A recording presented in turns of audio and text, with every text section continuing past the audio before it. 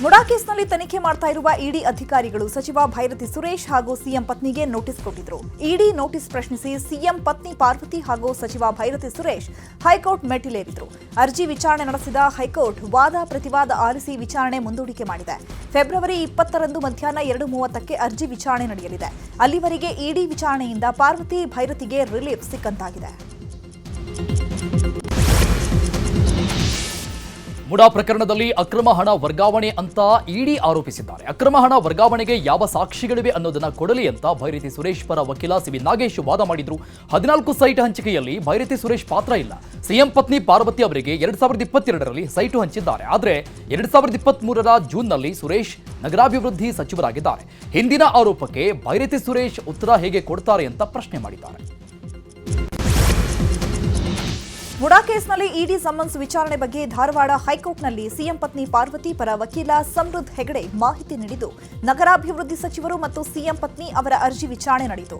ಇಡಿ ದಾಖಲಿಸಿರುವ ಪ್ರಕರಣ ಮತ್ತು ಸಮನ್ಸ್ ರದ್ದಾಗಬೇಕು ಅಂತ ವಾದ ಮಾಡಿದ್ದೇವೆ. ಹಿರಿಯ ವಕೀಲರಾದ ಸಿವಿ ನಾಗೇಶ್, ಸಂದೇಶ್ ಚೌಟ, ವಿಕ್ರಮ್ ಹೊಯ್ಲ್ಗೊಳ ವಾದ ಮಂಡಿಸಿದ್ದಾರೆ. ಇಡಿ ಯಾವ ಪ್ರಕರಣದಲ್ಲಿ ಬರಬಹುದು ಎಂಬ ಮೂಲಭೂತ ಪ್ರಶ್ನೆ ಬಂದಿದೆ. ಈ ಪ್ರಕರಣದಲ್ಲಿ ಇಡಿ ಬರೋದು ಸರಿನಾ ತಪ್ಪಾ ಅಂತ ವಾದ ಮಂಡಿಸಿದ್ದೇವೆ. ಈ ಪ್ರಕರಣದಲ್ಲಿ ಇಡಿ ಬರುವುದು ಸರಿಯಲ್ಲ ಅಂತ ವಾದಿಸಿದ್ದೇವೆ ಅಂತ ಹೇಳಿದರು. ಇಡಿ ಪ್ರಕರಣ ಹಾಗೂ ಸಮನ್ಸ್ ರದ್ದಾಗಬೇಕು ಅಂತ ಸುದೀರ್ಘವಾಗಿ ಹಿರಿಯ ವಕೀಲರಾದ ಸಿ ವಿ ನಾಗೇಶ್ ಅವರು, ಸಂದೇಶ್ ಚೌಟ ಅವರು ಹಾಗೂ ವಿಕ್ರಮ್ ಉಳ್ಗೋಳ್ ಅವರು ಸುದೀರ್ಘವಾಗಿ ವಾದ ಮಂಡಿಸಿದ್ದಾರೆ. ಇಡಿ ಯಾವ ಪ್ರಕರಣದಲ್ಲಿ ಬರ್ಬೋದು, ಯಾವ ಹಂತದಲ್ಲಿ ಬರ್ಬೋದು ಅಂತ ಒಂದು ಮೂಲಭೂತ ಪ್ರಶ್ನೆ ಬಂದಿದೆ. ಈ ಒಂದು ಪ್ರಕರಣದಲ್ಲಿ ಇಡಿ ಬರುವುದು ಸರಿನಾ ತಪ್ಪಾ ಅಂತ ನಾವು ವಾದ ಮಾಡ್ತೀವಿ. ಈ ಕೇಸಲ್ಲಿ ಇಡಿ ಬರುವುದು ಸರಿಯಲ್ಲ ಅಂತ, ಯಾಕೆ ಸರಿಯಲ್ಲ ಅಂತ ನಾವು ವಾದ ಮಾಡ್ತೀವಿ. ಮುಡಾ ಹಗರಣದ ವಿಚಾರವಾಗಿ ಹೈಕೋರ್ಟ್ ಆದೇಶ ಪ್ರಶ್ನಿಸಿ ಸುಪ್ರೀಂ ಕೋರ್ಟ್ಗೆ ಮೇಲ್ಮನವಿ ಸಲ್ಲಿಸುತ್ತೇನೆ ಎಂದಿದ್ದ ಸ್ನೇಹಮಯಿ ಕೃಷ್ಣ ಈಗ ಯೂಟರ್ನ್ ಹೊಡೆದಿದ್ದಾರೆ. ಈ ಕುರಿತು ಸೋಷಿಯಲ್ ಮೀಡಿಯಾದಲ್ಲಿ ಪೋಸ್ಟ್ ಹಾಕಿರುವ ಸ್ನೇಹಮಯಿ ಕೃಷ್ಣ, ಸಿಬಿಐ ತನಿಖೆಗೆ ಆಗ್ರಹಿಸಿ ಸುಪ್ರೀಂ ಕೋರ್ಟ್ಗೆ ಹೋಗಲ್ಲ, ಲೋಕಾಯುಕ್ತ ವರದಿ ಪರಿಶೀಲಿಸಿ ಹೋರಾಟ ಮಾಡ್ತೇನೆ, ವಕೀಲರ ನೇಮಕದ ಬಗ್ಗೆಯೂ ಚಿಂತನೆ ನಡೆಸ್ತೇನೆ ಅಥವಾ ಖುದ್ದಾಗಿ ನಾನೇ ವಾದ ಮಂಡನೆ ಮಾಡ್ತೇನೆ ಅಂತ ಪೋಸ್ಟ್ನಲ್ಲಿ ಬರೆದುಕೊಂಡಿದ್ದಾರೆ. ಸಿಎಂ ವಿರುದ್ಧದ ಮುಡಾ ಪ್ರಕರಣದಲ್ಲಿ ತನಿಖೆ ನಡೆಸ್ತಾ ಇರುವ ಮೈಸೂರು ಲೋಕಾಯುಕ್ತರು ನಾಳೆ ಐಜಿಪಿಗೆ ಅಂತಿಮ ವರದಿ ಸಲ್ಲಿಸಲಿದ್ದಾರೆ ಎನ್ನಲಾಗಿದೆ. ಮೈಸೂರು ಲೋಕಾಯುಕ್ತ ಎಸ್ಪಿ ಉದೇಶ್ ಐಜಿಪಿ ಎಡಿಜಿಪಿಗೆ ವರದಿ ಸಲ್ಲಿಸಲಿದ್ದಾರೆ. ಐಜಿಪಿ ಎಡಿಜಿಪಿಗೆ ಪ್ರತ್ಯೇಕ ಪ್ರತಿ ನೀಡಲಿರೋ ಎಸ್ಪಿ ಉದೇಶ್ ಐಜಿಪಿ ಎಡಿಜಿಪಿ ಪರಿಶೀಲನೆ ಬಳಿಕ ಕೋರ್ಟ್ಗೆ ಸಲ್ಲಿಕೆ ಮಾಡಲಿದ್ದಾರೆ ಎನ್ನಲಾಗಿದೆ. ಮುಂದಿನ ಗುರುವಾರ ಶುಕ್ರವಾರ ಅಂತಿಮ ವರದಿ ಕೋರ್ಟ್ಗೆ ಸಲ್ಲಿಕೆ ಆಗುವ ಸಾಧ್ಯತೆ ಇದೆ.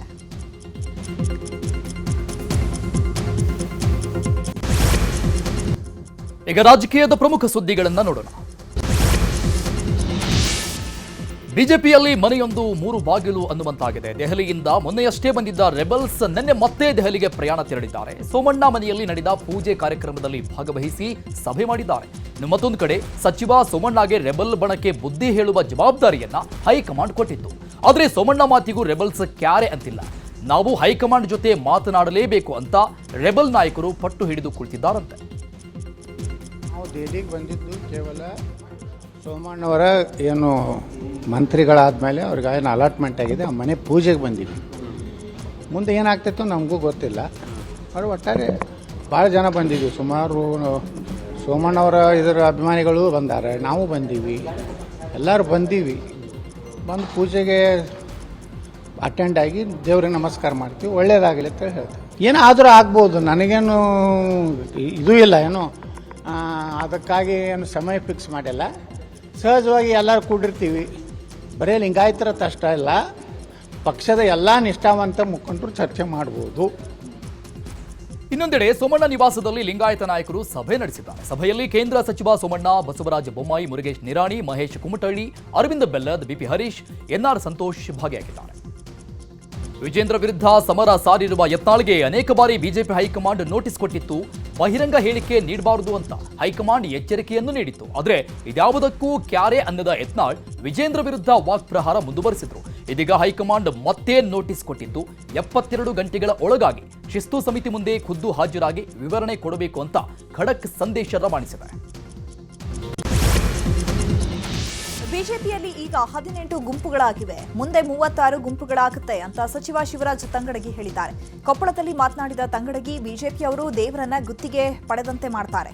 ನಾವು ಕೂಡ ರಾಮ ಹಾಗೂ ಹನುಮನ ಭಕ್ತರು. ಬಿಜೆಪಿ ರಾಮ ಮಂದಿರ ಕಟ್ಟಿದ್ದಾರೆ, ಆದ್ರೆ ಏನನ್ನೂ ಅಭಿವೃದ್ಧಿಪಡಿಸಿಲ್ಲ ಅಂತ ಹೇಳಿದರು. ಬಿಜೆಪಿ ಒಳಗ ಒಂದು ಬಾಗಿಲಿಲ್ಲ, 18 ಬಾಗಿಲಾಗ್ಯಾವು.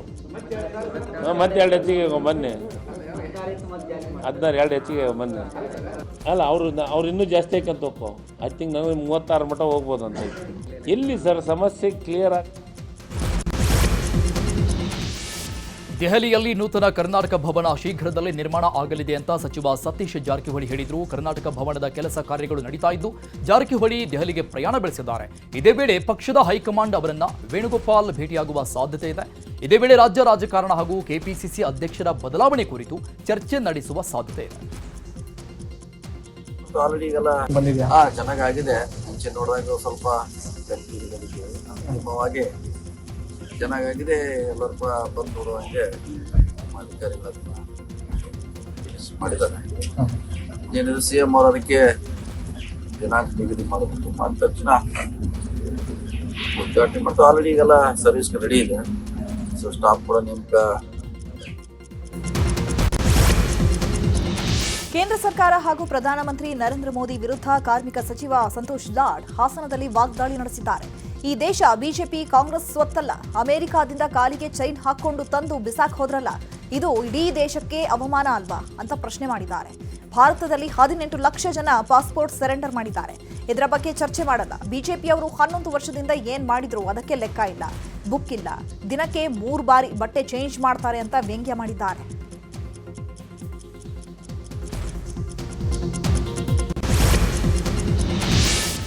ಚಿತ್ರದುರ್ಗದಲ್ಲಿ ಮಾಜಿ ಸಚಿವ ಎಚ್ ಆಂಜನೇಯ ಸುದ್ದಿಗೋಷ್ಠಿ ಮಾಡಿದ್ರು. ಫೆಬ್ರವರಿ 13ಕ್ಕೆ ಬೆಂಗಳೂರಲ್ಲಿ ಮಾದಿಗ ಸಂಬಂಧಿತ ಜಾತಿಗಳ ಸಭೆ ನಡೆಸಲಾಗುತ್ತೆ. ಆ ಸಭೆಗೆ ನ್ಯಾಯಮೂರ್ತಿ ನಾಗಮೋಹನ್ ದಾಸ್ ಆಗಮಿಸಲಿದ್ದಾರೆ. ನಮ್ಮ ಮನವಿ ಸ್ವೀಕರಿಸುತ್ತಾರೆ ಅಂತ ಹೇಳಿದ್ರು. ಬೆಂಗಳೂರಿನ ಸಭೆಗೆ SC ಎಡಗುಂಪಿಗೆ ಸೇರಿದ ಎಲ್ಲರೂ ಆಗಮಿಸಬೇಕು ಅಂತ ಮಾಜಿ ಸಚಿವ ಎಚ್ ಆಂಜನೇಯ ಮನವಿ ಮಾಡಿದ್ದಾರೆ. ಇದೇ ವೇಳೆ ಜಾತಿ ಗಣತಿ ವರದಿ ಬಿಡುಗಡೆ ಆದ್ರೆ ಒಳ ಮೀಸಲಾತಿ ಅಸಮಾನತೆ ದೊಡ್ಡ ಸಹಕಾರಿಯಾಗುತ್ತದೆ ಅಂತ ಹೇಳಿದ್ದಾರೆ. ಯಾವ್ಯಾವ ಜಾತಿಯವರು ಪ್ರೌಢಶಾಲೆಯನ್ನು ಹೊಂದಿದ್ದಾರೆ, ಡಿಗ್ರಿ ಕಾಲೇಜು, ಹೀಗೆ ಎಲ್ಲ ವೃತ್ತಿಪರ ಕೋರ್ಸ್ಗಳಿದಾವಲ್ಲ ಅವನ್ನೆಲ್ಲವನ್ನು ಕೂಡ ಅದನ್ನು ಕೂಡ ಒಂದು ತರಿಸ್ಕೋಬೇಕು ಅಂತ ನಾವು ಒಂದು ಮನವಿಯನ್ನು ಮಾಡ್ತೇವೆ. ಸಮುದಾಯದ ಸಂಬಂಧಿತ ಎಲ್ಲ ಜಾತಿಗಳದ್ದು ಒಂದು ಸಮನ್ವಯ ಸಭೆಯನ್ನು ಮಾಡ್ತಾ ಇದ್ದೀವಿ. 13ನೇ ತಾರೀಕು ಅಂಬೇಡ್ಕರ್ ಭವನದಲ್ಲಿ. ಅದರಲ್ಲಿ ಡೀಟೇಲ್ಸ್ ಯಾವ ರಾಜ್ಯ ಸುದ್ದಿಗಳನ್ನು ನೋಡ್ತಾ ಹೋಗೋಣ. ಮೈಕ್ರೋ ಫೈನಾನ್ಸ್ ಕುರಿತ ಸುಗ್ರೀವಾಜ್ಞೆಯನ್ನ ರಾಜ್ಯಪಾಲರು ಕೇಳಿದ ಸಮಗ್ರ ವಿವರಣೆ ಜೊತೆಗೆ ವಾಪಸ್ ರಾಜ್ಯಪಾಲರಿಗೆ ರವಾನಿಸಲಾಗಿದೆ.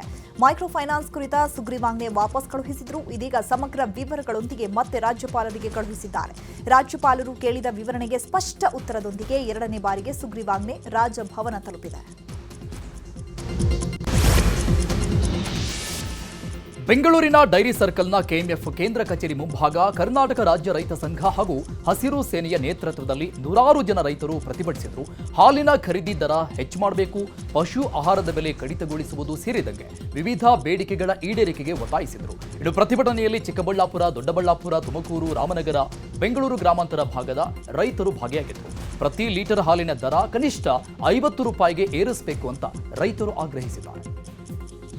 ಒಂದು ಹಾಲಿನ ದರ ಭಾಳ ಕಮ್ಮಿ ಇದೆ. ಹಾಲು ಉತ್ಪಾದನೆ ವೆಚ್ಚನೇ ದುಬಾರಿ ಆಗ್ತಾ ಇದೆ. 1 ಲಕ್ಷ, 1.5 ಲಕ್ಷ, 2 ಲಕ್ಷದವರೆಗೆ ದುಡ್ಡು ಕೊಟ್ಟು ಹಸು ತಂದರೆ ಅದು ಹಾಲು ಕರೆದು ಹಾಕಿ ಅದು ಬಡ್ಡಿ ಕಟ್ಟೋಕ್ಕಾಗಲ್ಲ, ಸಾಲ ತೀರ್ಸೋಕ್ಕಾಗಲ್ಲ ಅಂದರೆ ಸರ್ಕಾರಕ್ಕೆಲ್ಲೋ ಅರ್ಥ ಆಗಬೇಕಲ್ಲ. ಸರ್ಕಾರಕ್ಕೆ ಅರ್ಥ ಆಗಬೇಕು. ನಮಗೆ ಕೊಡ್ತಿರಲ್ಲ ಸಹಾಯಧನ, ಪ್ರೋತ್ಸಾಹಧನ, ಅವ್ರಿಗೆ ಕೊಟ್ಟುಬಿಡಿ. ನಮಗೆ ನಿಮ್ಮ ಪ್ರೋತ್ಸಾಹ ಬೇಡ. ನಾವು ಕೇಳೋದು ನಿಮ್ಮ ರೈತರಿಗೆ ಬೇಕಾಗಿರ್ತಕ್ಕಂಥ ಒಂದು ನ್ಯಾಯಯುತವಾದ ಬೆಲೆ.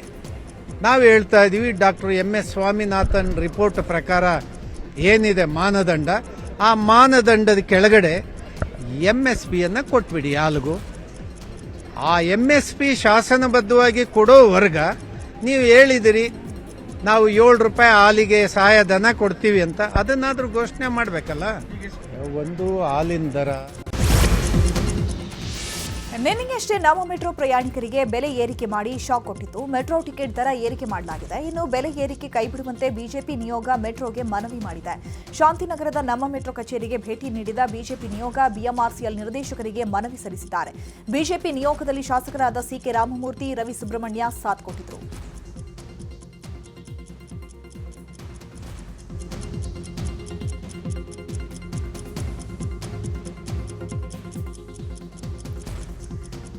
ಮೆಟ್ರೋ ರೈಲು ಪ್ರಯಾಣ ದರ ಏರಿಕೆ ಹಿನ್ನೆಲೆ ಮಂತ್ರಿ ಮಾಲ್ ಮೆಟ್ರೋ ಸ್ಟೇಷನ್ ಬಳಿ ಬಿಜೆಪಿ ಪ್ರತಿಭಟನೆ ಮಾಡಿದೆ. ರಾಜ್ಯ ಸರ್ಕಾರದ ವಿರುದ್ಧ ಧಿಕ್ಕಾರ ಕೂಗಿದ ಬಿಜೆಪಿ ಕಾರ್ಯಕರ್ತರು ಒಂದೇ ಕೈಯಲ್ಲಿ ಗ್ಯಾರಂಟಿಗಳನ್ನು ನೀಡಿ ಮತ್ತೊಂದು ಕೈಯಲ್ಲಿ ಆ ಹಣ ಕಸಿಯೋದು ಎಷ್ಟು ಸರಿ ಅಂತ ಪ್ರಶ್ನೆ ಮಾಡಿದ್ದಾರೆ.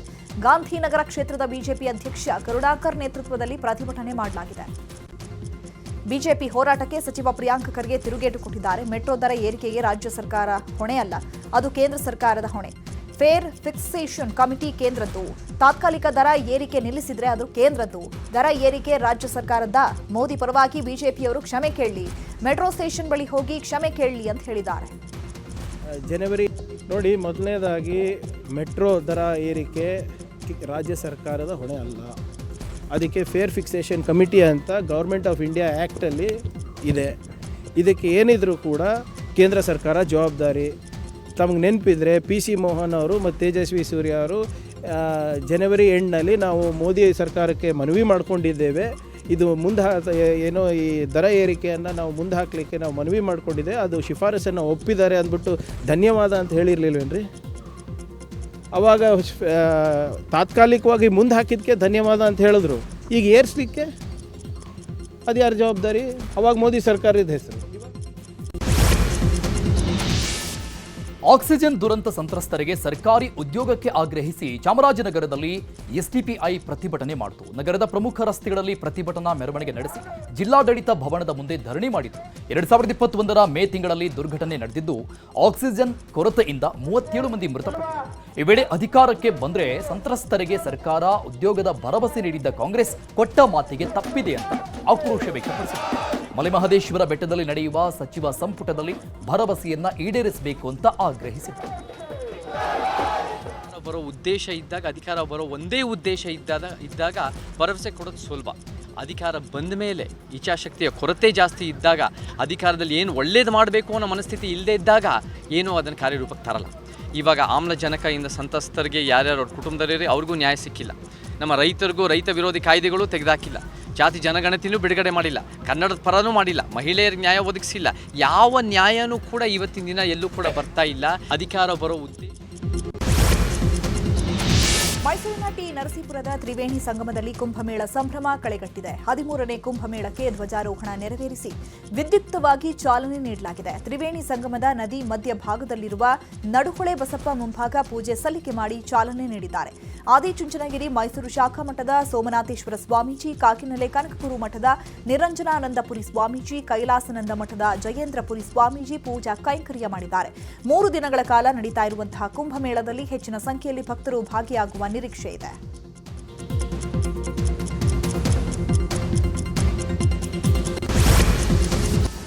ಈಗ ಏರ್ ಶೋಗೆ ಸಂಬಂಧಪಟ್ಟಂತ ಪ್ರಮುಖ ಸುದ್ದಿಗಳನ್ನು ನೋಡೋಣ.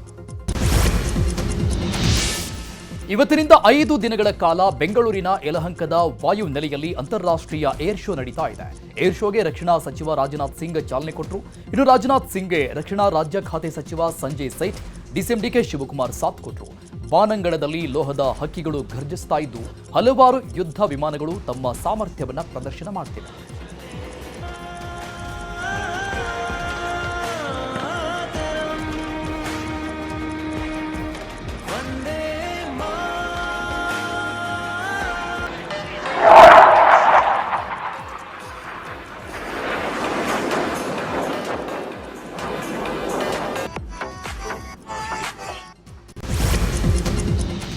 ವಿಶ್ವದಲ್ಲೇ ಕಡಿಮೆ ತೂಕದ ಅತಿ ಎತ್ತರದಲ್ಲಿ ಹಾರಬಲ್ಲ ಹೆಲಿಕಾಪ್ಟರ್ ಪ್ರಪಂಚದ ಗಮನವನ್ನು ಸೆಳೆತಾ ಇದೆ. ಕರ್ನಾಟಕದ HAL ನಿರ್ಮಾಣ ಮಾಡಿರುವಂತಹ ಈ ಹೆಲಿಕಾಪ್ಟರ್ 55% HAL ನಿರ್ಮಾಣ ಮಾಡಿದರೆ 45% ವಿದೇಶಿ ವಸ್ತುಗಳಿಂದ ನಿರ್ಮಾಣ ಮಾಡಲಾಗಿದೆ. ಇದು 6800 ಮೀಟರ್ ಎತ್ತರದಲ್ಲಿ ಹಾರುವ ಸಾಮರ್ಥ್ಯ ಹೊಂದಿದೆ.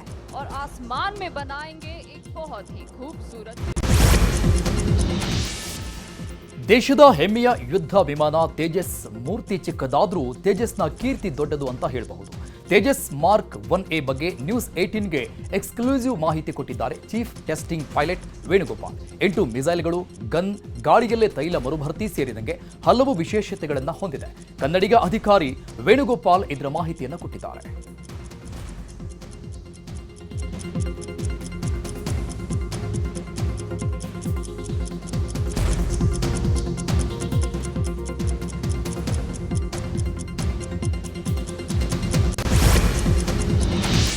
ಲೈಟ್ ಯುಟಿಲಿಟಿ ಹೆಲಿಕಾಪ್ಟರ್ ಬಗ್ಗೆ ಚೀಫ್ ಟೆಸ್ಟಿಂಗ್ ಪೈಲಟ್ ನ್ಯೂಸ್ 18 ಜೊತೆ ಮಾತನಾಡಿದ್ದಾರೆ. 3 ಸೇನೆಗೆ ಮುಖ್ಯವಾಗಿ ಬೇಕಾಗಿರೋ ಹೆಲಿಕಾಪ್ಟರ್ಗಳು, ಸಿಯಾಚಿನ್ನಲ್ಲಿ ಮೊದಲ ಬಾರಿಗೆ ಇಳಿದ ಹೆಲಿಕಾಪ್ಟರ್ ಕೂಡ ಪ್ರದರ್ಶನದಲ್ಲಿ ಭಾಗಿಯಾಗಿದೆ.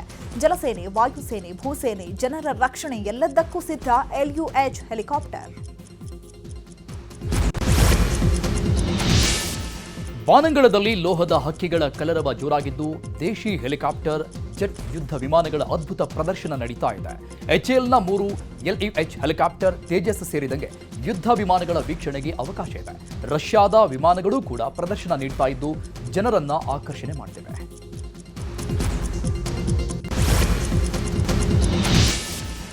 ಸರ್ಕಾರ ಆದಷ್ಟು ಬೇಗ ಜನಗಣತಿ ನಡೆಸಬೇಕು ಅಂತ ಕಾಂಗ್ರೆಸ್ ನಾಯಕಿ ಸೋನಿಯಾ ಗಾಂಧಿ ರಾಜ್ಯಸಭೆಯಲ್ಲಿ ಒತ್ತಾಯ ಮಾಡಿದ್ದಾರೆ. ರಾಷ್ಟ್ರೀಯ ಆಹಾರ ಭದ್ರತಾ ಕಾಯ್ದೆ ಅಡಿಯಲ್ಲಿ ಫಲಾನುಭವಿಗಳನ್ನ 2011ರ ಜನಗಣತಿಯ ಪ್ರಕಾರ ಗುರುತಿಸಲಾಗ್ತಾ ಇದೆ. ಇತ್ತೀಚಿನ ಜನಸಂಖ್ಯಾ ಸಂಖ್ಯೆಗಳ ಪ್ರಕಾರ ಅಲ್ಲ ಅಂತ ಹೇಳಿದ್ದಾರೆ. ಪ್ರಧಾನಿ ನರೇಂದ್ರ ಮೋದಿ ವಿದ್ಯಾರ್ಥಿಗಳೊಂದಿಗೆ ಪರೀಕ್ಷಾ ಪೇ ಚರ್ಚಾ ನಡೆಸಿದ್ದಾರೆ. ದೆಹಲಿಯ ಸುಂದರ್ ನರ್ಸರಿಯಲ್ಲಿ 36 ವಿದ್ಯಾರ್ಥಿಗಳ ಜೊತೆ ಮೋದಿ ಸಂವಾದ ನಡೆಸಿದ್ದಾರೆ. ಎಕ್ಸಾಮ್ ಟಿಪ್ಸ್ ಜೊತೆಗೆ ನಾಯಕತ್ವದ ಗುಣ, ಆಹಾರ ಪದ್ಧತಿ, ಗಣಿತದ ಸೂತ್ರಗಳನ್ನು ಬಿಡಿಸುವ ತಂತ್ರಗಳನ್ನು ಮಕ್ಕಳಿಗೆ ಹೇಳಿಕೊಟ್ರು. ಕೇರಳದ ವಿದ್ಯಾರ್ಥಿನಿ ಹಿಂದಿಯಲ್ಲಿ ಕವಿತೆ ಹೇಳಿ ಎಲ್ಲರನ್ನ ಹುಬ್ಬೇರುವಂತೆ ಮಾಡಿದ್ರು. ಇನ್ನು ಕರ್ನಾಟಕದಲ್ಲಿ ಹೆಚ್ಚಾಗಿ ಬೆಳೆಯುವ ರಾಗಿ ಪ್ರಯೋಜನಗಳನ್ನು ವಿದ್ಯಾರ್ಥಿಗಳಿಗೆ ಮೋದಿ ತಿಳಿಸಿದರು. ಪ್ರಯಾಗ್ರಾಜ್ನಲ್ಲಿ ನಡೀತಾ ಇರುವ ಮಹಾಕುಂಭಮೇಳದಲ್ಲಿ ರಾಷ್ಟ್ರಪತಿ ದ್ರೌಪದಿ ಮುರ್ಮು ಭಾಗವಹಿಸಿದ್ದಾರೆ. ಪ್ರಯಾಗ್ರಾಜ್ಗೆ ಬಂದ ರಾಷ್ಟ್ರಪತಿ ಮುರ್ಮು ಅವರನ್ನ ಸಿಎಂ ಯೋಗಿ ಆದಿತ್ಯನಾಥ್ ಸ್ವಾಗತ ಮಾಡಿದ್ರು. ಅಕ್ಷಯ ವಟ ಹನುಮಾನ್ ಮಂದಿರಕ್ಕೆ ತೆರಳಿ ದರ್ಶನ ಪಡೆದ ಮುರ್ಮು ತ್ರಿವೇಣಿ ಸಂಗಮದಲ್ಲಿ ಪುಣ್ಯ ಸ್ನಾನ ಮಾಡಿದ್ದಾರೆ. ಇನ್ನು ಪ್ರಯಾಗ್ರಾಜ್ನತ್ತ ದಿನನಿತ್ಯ ಲಕ್ಷಾಂತರ ಸಂಖ್ಯೆಯಲ್ಲಿ ಭಕ್ತರು ಬರ್ತಾ ಇದ್ದು ಸುಮಾರು 300 ಕಿಲೋಮೀಟರ್ ಟ್ರಾಫಿಕ್ ಜಾಮ್ ಆಗಿದೆ. ಮಧ್ಯಪ್ರದೇಶದ ಜಬಲ್ಪುರ್, ಮಹೇರ್ ಮತ್ತು ರೇವಾ ಮಾರ್ಗದ ರಸ್ತೆ ಫುಲ್ ಜಾಮ್ ಆಗಿದೆ. ತಿರುಪತಿಯಲ್ಲಿ ಲಡ್ಡು ಕಲಬೆರಕೆ ಮಾಡಿದ ಪ್ರಕರಣದಲ್ಲಿ ಬಂಧಿತ ಆರೋಪಿಗಳಿಗೆ ನ್ಯಾಯಾಂಗ ಬಂಧನ ವಿಧಿಸಲಾಗಿದೆ. ಫೆಬ್ರವರಿ 20ರ ತನಕ ನ್ಯಾಯಾಂಗ ಬಂಧನ ವಿಧಿಸಿ ಕೋರ್ಟ್ ಆದೇಶ ಮಾಡಿದೆ. ಲಡ್ಡು ಕಲಬೆರಕೆ ಪ್ರಕರಣದಲ್ಲಿ 4ರನ್ನ ಬಂಧನ ಮಾಡಲಾಗಿತ್ತು. ಸಿಬಿಐ ವಿಶೇಷ ತನಿಖಾ ತಂಡ ಬಂಧನ ಮಾಡಿತ್ತು. ಯೂಟ್ಯೂಬರ್ ರಣವೀರ್ ವಿವಾದಿತ ಹೇಳಿಕೆ ವಾಪಸ್ ಪಡೆದು ಕ್ಷಮೆಯಾಚನೆ ಮಾಡಿದ್ದಾರೆ. ರಿಯಾಲಿಟಿ ಶೋ ಒಂದರಲ್ಲಿ ಸ್ಪರ್ಧಿಯೊಬ್ಬರ ಬಳಿ ಪೋಷಕರ ಲೈಂಗಿಕತೆ ಬಗ್ಗೆ ಪ್ರಶ್ನೆ ಕೇಳಿದ್ರು. ಈ ಮಾತು ಸಾಕಷ್ಟು ವೈರಲ್ ಆಗಿ ಆಕ್ರೋಶ ವ್ಯಕ್ತವಾಗಿತ್ತು. ಇದೀಗ ಕ್ಷಮೆಯಾಚಿಸಿದ್ದಾರೆ. ವಿದೇಶ ಸುದ್ದಿಗಳನ್ನು ನೋಡ್ತಾ ಹೋಗೋಣ. ಪ್ರಧಾನಿ ನರೇಂದ್ರ ಮೋದಿ ಇವತ್ತಿನಿಂದ 4 ದಿನಗಳ ಕಾಲ ಫ್ರಾನ್ಸ್ ಮತ್ತು ಅಮೆರಿಕ ಪ್ರವಾಸ ಕೈಗೊಂಡಿದ್ದಾರೆ. ಫೆಬ್ರವರಿ 10ರಿಂದ 12ರವರೆಗೆ ಫ್ರಾನ್ಸ್ ಪ್ರವಾಸದಲ್ಲಿರುವ ಮೋದಿ ಪ್ಯಾರಿಸ್ನಲ್ಲಿ ನಡೆಯುವ AI ಕುರಿತ ಜಾಗತಿಕ ಸಮ್ಮೇಳನದಲ್ಲಿ ಪಾಲ್ಗೊಳ್ಳಲಿದ್ದಾರೆ. ಫ್ರಾನ್ಸ್ ಅಧ್ಯಕ್ಷ ಎಮ್ಯಾನ್ಯುಯಲ್ ಮ್ಯಾಕ್ರಾನ್ ಜೊತೆಗೆ ದ್ವಿಪಕ್ಷೀಯ ಮಾತುಕತೆ ನಡೆಸಲಿದ್ದಾರೆ. ಫೆಬ್ರವರಿ 12ರಂದು ಫ್ರಾನ್ಸ್ನಿಂದ ಅಮೆರಿಕಾಗೆ ತೆರಳಲಿದ್ದಾರೆ. ಗಲ್ಫ್ ಆಫ್ ಮೆಕ್ಸಿಕೋ ಹೆಸರನ್ನ ಡೊನಾಲ್ಡ್ ಟ್ರಂಪ್ ಸರ್ಕಾರ ಗಲ್ಫ್ ಆಫ್ ಅಮೆರಿಕ ಅಂತ ಹೆಸರು ಬದಲಿಸಿದ್ದಾರೆ. ಜನವರಿ 20ರಂದು ಅಮೆರಿಕ ಅಧ್ಯಕ್ಷರಾಗಿ ಅಧಿಕಾರ ವಹಿಸಿಕೊಂಡ ಹಲವು ಬದಲಾವಣೆ ಮಾಡ್ತಿದ್ದು ಇದೀಗ ಗಲ್ಫ್ ಆಫ್ ಅಮೆರಿಕ ಅಂತ ಹೆಸರು ಬದಲಿಸಿದ ಬಳಿಕ ವಾಯುಸೇನೆ ವಿಮಾನದಲ್ಲಿ ಪ್ರಯಾಣ ಮಾಡಿದ್ದಾರೆ. ಅಮೆರಿಕದಲ್ಲಿ ಹೊಸ ಬಗೆಯ ಹಕ್ಕಿ ಜ್ವರ ಪತ್ತೆಯಾಗಿದೆ. ಕೋಳಿ ಸಾಕಾಣೆ ಕೇಂದ್ರಗಳಲ್ಲಿ ಆತಂಕ ಹೆಚ್ಚಾಗಿದೆ. ಈ ಹಿನ್ನೆಲೆ ರಾಷ್ಟ್ರವ್ಯಾಪಿ ಮೊಟ್ಟೆಯ ಕೊರತೆ ಉಂಟಾಗಿದೆ. ಸೂಪರ್ ಮಾರ್ಕೆಟ್ಗಳಲ್ಲಿ ಮೊಟ್ಟೆ ಸಿಗ್ತಾ ಇಲ್ಲ. ಮೊಟ್ಟೆ ಕೊರತೆಯಿಂದ ಬೆಲೆ ಹೆಚ್ಚಳವಾಗಿದ್ದು ಹೆಚ್ಚಿನ ಬೆಲೆ ಕೊಟ್ಟರೂ ಮೊಟ್ಟೆ ಸಿಗದ ಸ್ಥಿತಿ ನಿರ್ಮಾಣವಾಗಿದೆ.